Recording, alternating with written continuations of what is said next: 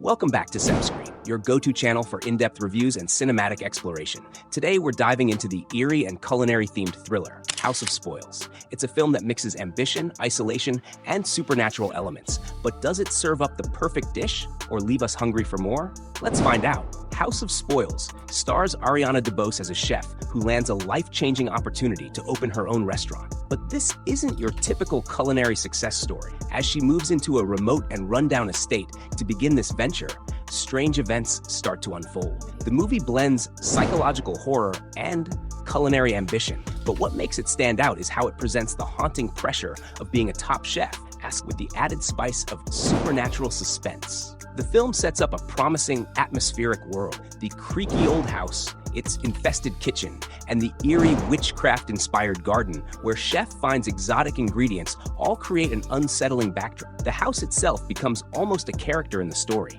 a place where paranoia can easily fester, blending the mundane with the terrifying. However, the film struggles to fully deliver on its potential. The tension never quite escalates enough to be a true horror experience. You want to feel like you're in a haunted house where every shadow and creak could lead to danger, but the film often pulls back just when it should lean into the creepiness. DeBose is truly the standout. She brings complexity and intensity to the role of the chef, portraying a woman straddling the line between genius and breakdown. She's struggling with the pressure to prove herself in a male-dominated world while also trying to navigate supernatural events. Her performance is bold, and she plays the character with a rising arrogance that is both captivating and unsettling. But despite her best efforts, the movie doesn't always rise to meet her. It fails to create the kind of nail-biting tension that would truly elevate her performance. Critics have noted that DeBose's portrayal feels exaggerated at times, but this comes down to the script's inability to provide the emotional weight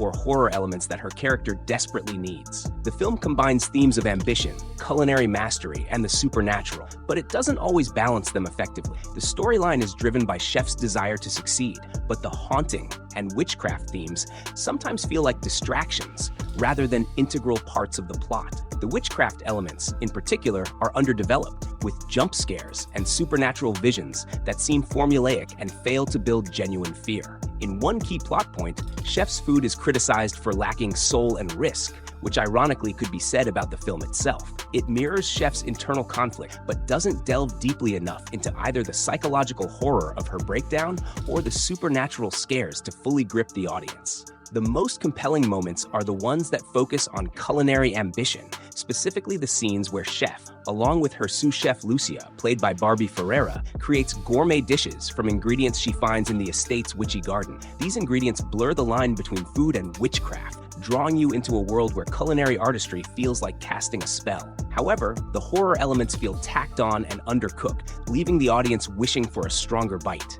The film seems afraid to commit fully to either genre, culinary drama or supernatural horror, which leaves it feeling unbalanced. The final act, where chef begins to fully embrace the occult, should have been the most intense, but it fizzles out instead of climaxing in a satisfying way. House of Spoils is a visually interesting but flawed attempt at merging the culinary world with supernatural horror. Ariana DeBose gives a commendable performance, but the movie's lack of real tension and commitment to its horror elements leaves it feeling like an unseasoned dish.